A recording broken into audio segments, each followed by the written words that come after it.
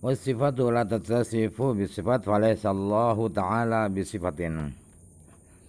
Sedangkan sifat tidak mungkin punya sifat. Jadi Allah Ta'ala itu adalah bukan sifat. Qauluhu bisifati al-muradu biha sifatul ma'ani wal ma'nawiyati kama wa sifatul ma'nawiyatu kama yu'alamu mimma yati. Yang dimaksud sifat-sifat di sini adalah baik itu sifat ma'ani atau sifat ma'nawiyah, sebagaimana nanti akan diterangkan. Wasifatu asyamiyatu lil qadimati wal hadithati. Aqaluhu la tatsu bi sifati ayil ma'ani wal ma'niyati wal ma'nawiyati. Kata-kata wasifatu itu artinya yang dimaksud adalah yang memasukkan baik itu sifat yang qadim atau sifat yang hadis. Sifat qadim itu sifatnya Allah, sifat hadis adalah sifat makhluk. Qauluhu la tatsu bi sifat, maksudnya la tatsu bi sifat artinya tidak bisa bersifatkan ma'ani dan sifat ma'nawiyah. Amma salbiyah sifatu salbiyatu amma sifatu salbiyatu kama qalaqidami wa nafsiyatu kal wujudi fala raiba fi ittisafi sifati kal qudrati bihima. Adapun sifat-sifat salbiyah seperti sifat qidam, baqa, mukhadhal audisi dan sifat-sifat nafsiyah seperti sifat wujud itu tidak diragukan lagi bahwa sifat bersifatkan dengan sifat dua itu, dengan sifat salbiyah dan nafsiyah. Qudrat, misalnya qudrat itu adalah qidam dan qudrat itu adalah sifat qudrat, bukan nafsiyah, qudrat yang seperti sifat qudrat itu bisa bersifatkan dengan sifat salbiyah dan sifat nafsiyah. Wujudnya qudrat itu. Wajuhu kauni sifatil tatasu bi sifatil ma'ani wal ma'nawiyati annahu yalzamu ala ittisafiha biha qiyamul ma'na bil ma'na. Adapun alasan bahwa sifat itu tidak mungkin punya sifat ma'ani dan sifat ma'nawiyah, alasannya ialah karena ketika sifat itu bersifatkan ma'ani atau ma'nawiyah, maka otomatis akan terjadi makna ada pada makna. Suatu makna terjadi pada makna. Dia qudrat itu makna. Orang yang kuasa namanya zat. Makna berdiri pada makna, ada pada makna. Itu yang membuat mustahil. Amma fil ula fawadihun wa amma fil tsaniyati faliannaha mulazimatun lil ma'ani falazimah min ittisafiha biha ittisafuha bil ma'ani. Adapun kok bisa terjadi ada makna berdiri pada makna, ialah bahwa dalam yang pertama yaitu yang sifat ma'ani itu sudah jelas. Sifat ma'ani bersifatkan ma'ani. Itu jelas berakibat makna ada pada makna, terjadi berdiri pada makna. Adapun yang kedua yaitu sifat bersifatkan maknawiyah, ialah karena sifat maknawiyah itu adalah selalu ada pada ma'ani, selalu lengket dengan sifat ma'ani. Maka ketika sifat itu bersifat maknawiyah, maka otomatis sifat-sifat itu bersifat ma'ani juga, bersifat ma'ani. Wa aidan yalzamu ala ittisafiha bihima subutul hukmi laha bi annaha qadiratun aw alimatun aw mutakallimatun ila ghairi dzalika. Di samping itu, alasan yang kedua ialah otomatis ketika sifat itu bersifatkan sifat ma'ani dan sifat ma'nawiyah, maka akan pasti terjadi adanya hukum pada sifat itu, bahwa sifat itu maha kuasa. Qudrat, misalnya Allah punya sifat qudrat. Qudratnya Allah itu punya sifat qudrat. Allah punya sifat ilmu. Ilmunya Allah itu adalah alimatun, ilmunya Allah adalah yang maha tahu, atau kalamnya Allah maha berbicara dan seterusnya. Amma fi tsaniyati fa dhahirun wa amma fil ula fa li'annaha mulazimatun lil ma'nawiyah. Falzamu min ittisafiha ittisafuha bil ma'nawiyah wa hadza kulluhu badihiyul budlani. Adapun ketika sifat itu bersifat dengan maknawiyah, sifat maknawiyah, maka jelas jelas itu adalah ada terjadi subutul hukmi bi anha qadirah. Adapun di sifat yang pertama yang bersifatkan ma'ani, maka alasannya adalah karena sifat ma'ani itu adalah selalu tetap pada sifat ma'nawiyah.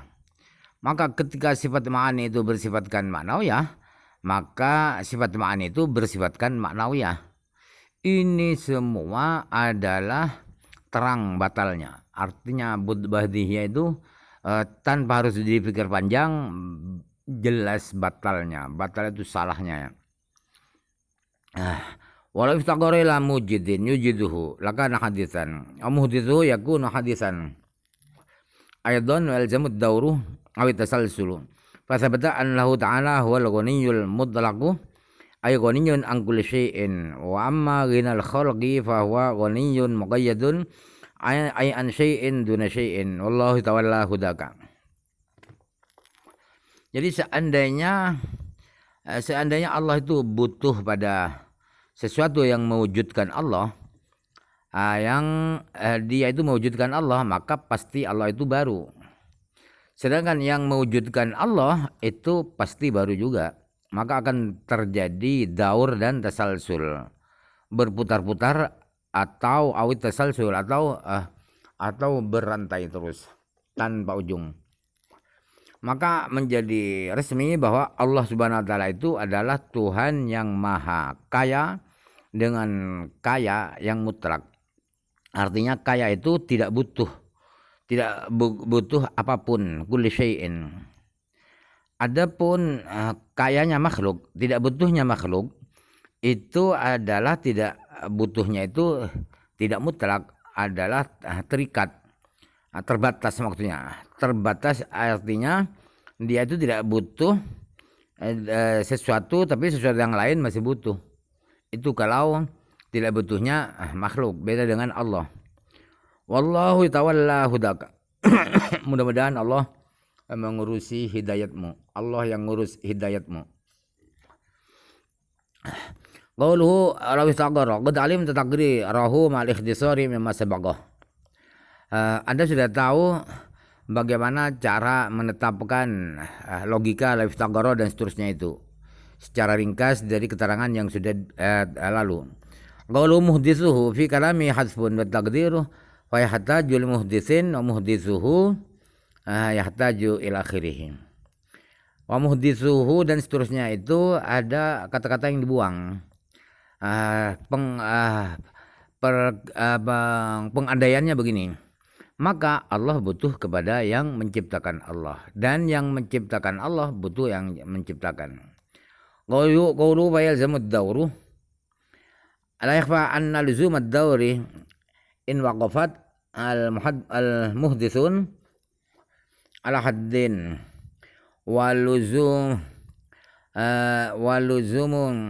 waluzuma tasalsul in lam taqif. Sudah tidak terang, tidak samar lagi bahwa terjadinya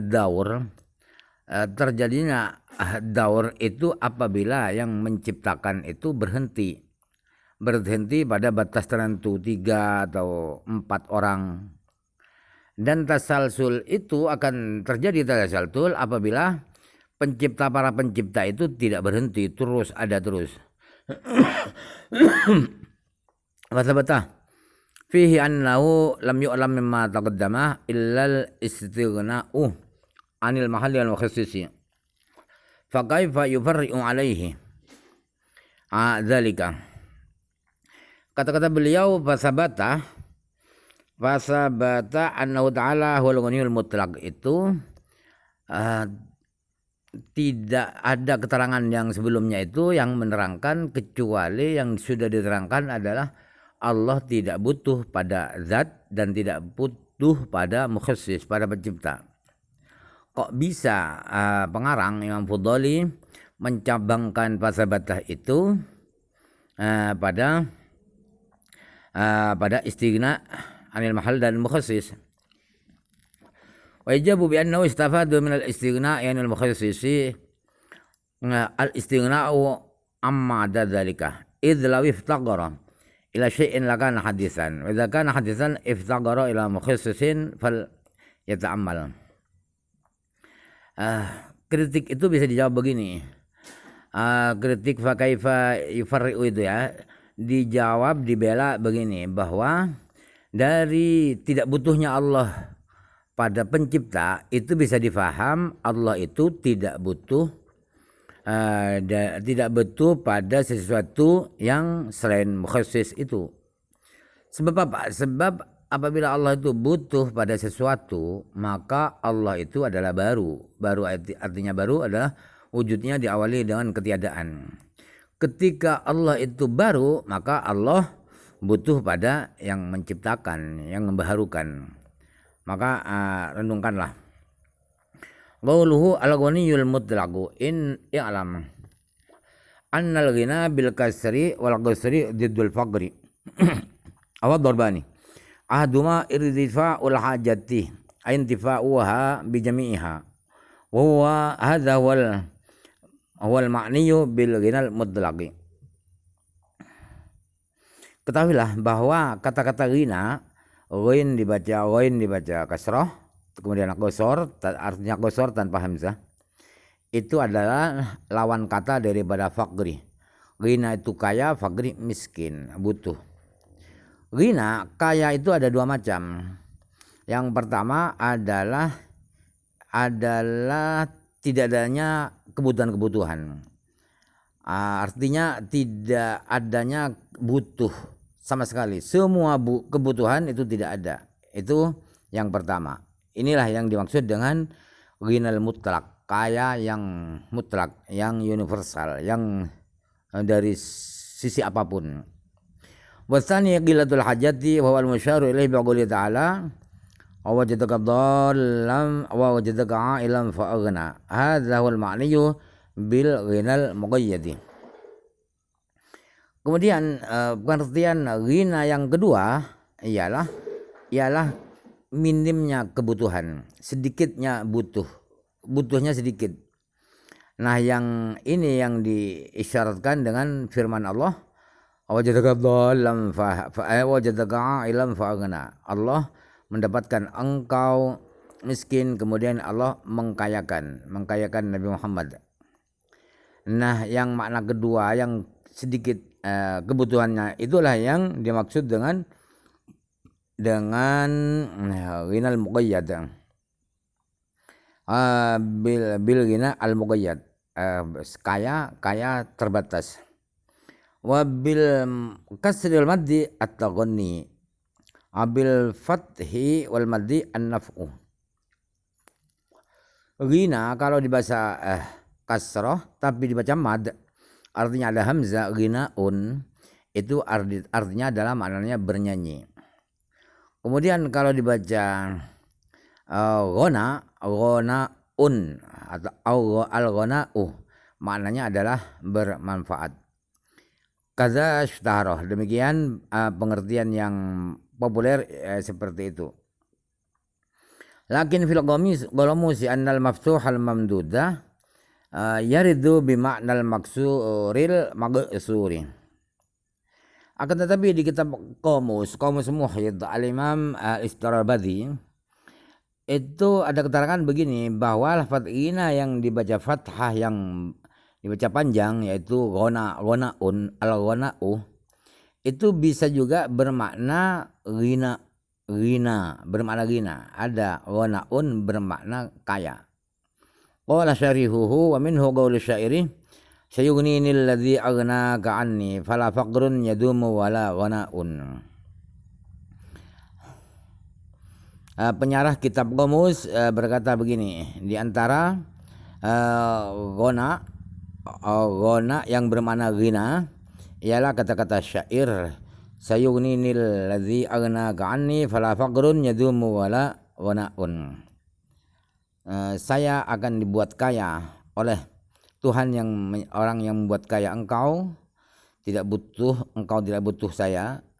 Jadi tidak ada kemiskinan abadi itu, dan kaya abadi juga tidak akan ada, tidak mungkin. Qila innama wajuhu wala ghanaun bil fathi wal maddi qalahu banu sayyidah. Fala ibrata bi ingkari syekhina ala al-musannifi fi iradil maftuhi al mamdudi wa al maksuri. Ada yang berpendapat bahwa alasannya kenapa itu ghonaun bermakna ghina, itu sebab bacaannya adalah ghonaun, fathah dan baca ada hamzah. Itu disampaikan oleh Ibnu Sayyidah. Jadi tidak diakui protes syekhina, guru kami pada musannif, pada Imam Fuddali, karena beliau menyampaikan ghona yang dibaca mad itu bermakna ghina yang magsur, ghina al-magsur. Intaha ba'di hadfin. Demikiannya di syarah kitab syarah Qamus ada sedikit pembuangan redaksi kata-kata.